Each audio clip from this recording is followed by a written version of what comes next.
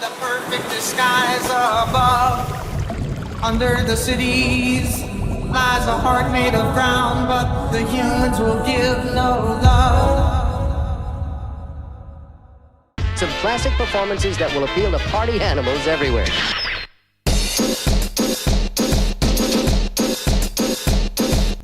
The 10th edition of Warhammer 40k will soon be upon us, and you know what that means. Give me them Skitarii buffs, baby! The new Skitarii models look a lot different than the old ones. 3, 2, 1, go!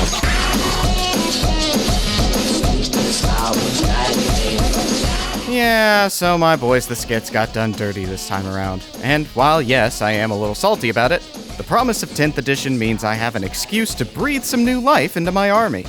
Sure, I could just use my normal Mars-colored ones, but I've got an itch to do something different. So let's get a little different, shall we?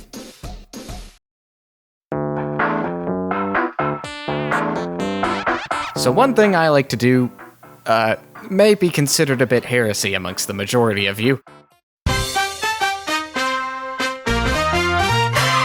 See, I like to 3D print proxies for my armies. But it's not for the reasons you're probably thinking. Yes, it is cheaper to print proxies, but the main reason I do it is for the customizability. Kit bashing models is a ton of fun. 3D printing opens a world of options for kit bashing using 3D software.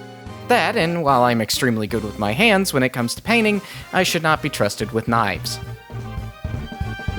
So this beautiful model here that I've used as a base for my Ocean Queen was purchased from the Maker's Cult. The model is the Magnanimerous from their Dark Mechanicus line. I'm a huge fan of their sculpts, and TMC is usually my first stop when scouring the web for Warhammer-looking 3D models for my proxies. This video isn't sponsored by them or anything, I just really like their stuff. The helmet is from Cults3D.com, and the Trident head is from this Aquaman Trident on Thingiverse. All it took was a little chop and shop in Blender, a little press a button and waiting in real life, grabbing my spray-on primer, and boom! You've got this wonderful Bioshock-ian horror just waiting to command her army of subnautical subjects. Now for my favorite part. Let's slap some paint onto her.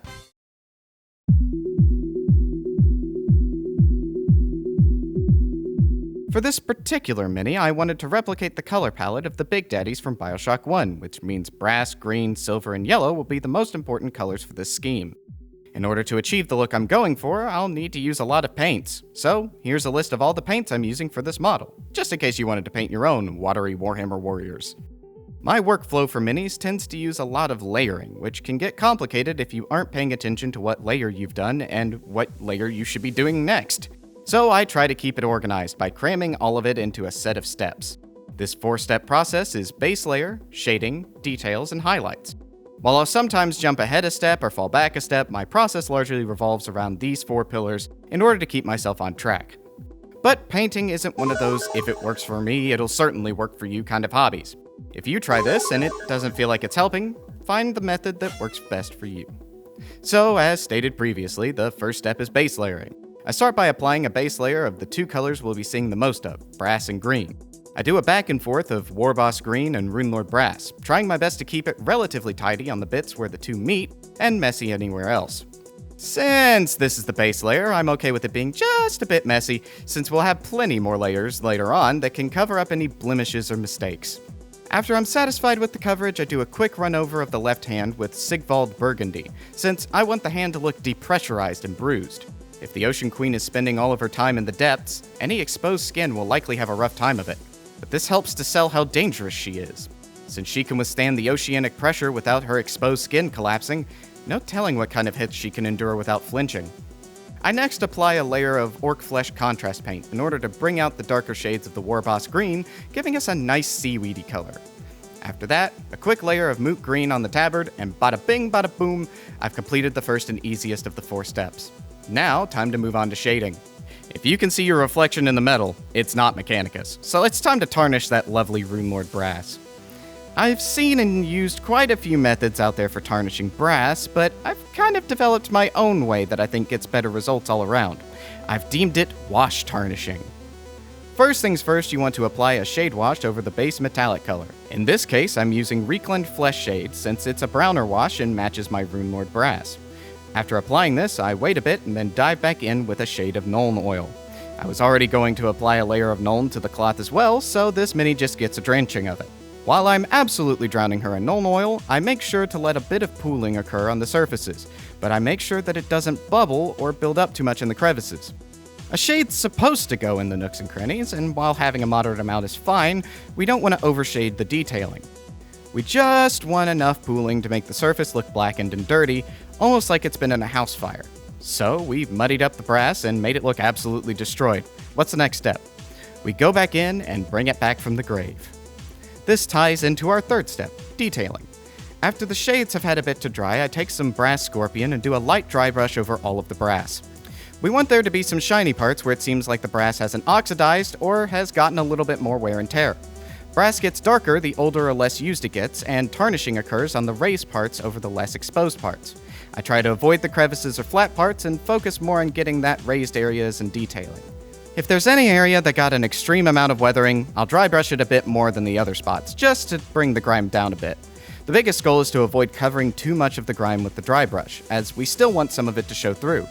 After that, we're left with a lovely looking tarnished brass that would make any bouncer swoon at the sight of it. Now, here's where the steps get a bit muddled. ADHD tends to take over a little bit towards the detailing part, and I kind of jump around a lot. Usually I'd keep going with more detailing, but I wanted to get some highlights in before I finished the detailing, just so I could get a good idea of where I'd be going next. So consider this a step 3.5 on delighting, or hightailing. It's just detailing and highlighting blending over a bit. I break back out the Warboss green to do a bit of highlighting on the robes, giving them some distance between the dark and light parts. After that, I touched up the whites of the diving bell with some wraithbone, as well as applying a bit to all of the areas that won't be green or brass. The lantern, the plasma gun, the fingers, the servo skill, the cabling, if it wasn't brass or green, now it was white.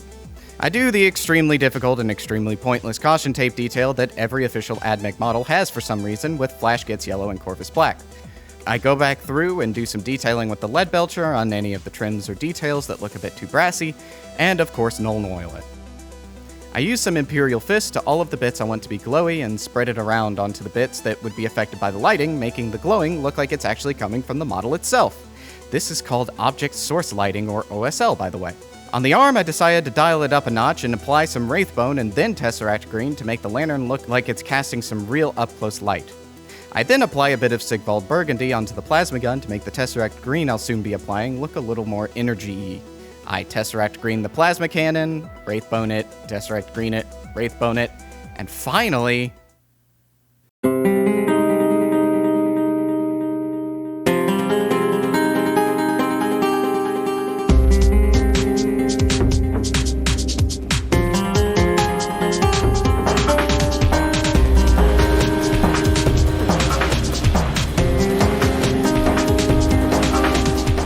And here it is.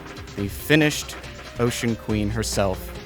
I have deemed her the Cog Mother, Archmagos Penelope. And that's about it. So, thank you for watching. This video took about a week and a half to make, and so if you could like and subscribe, that'd mean a lot to me. Seeing the numbers go up would help the goblin side of my brain justify, making another one of these. Considering that, I, of course, want to make more of them. So, thank you for watching. This has been Jerry, and I'm out. Bye!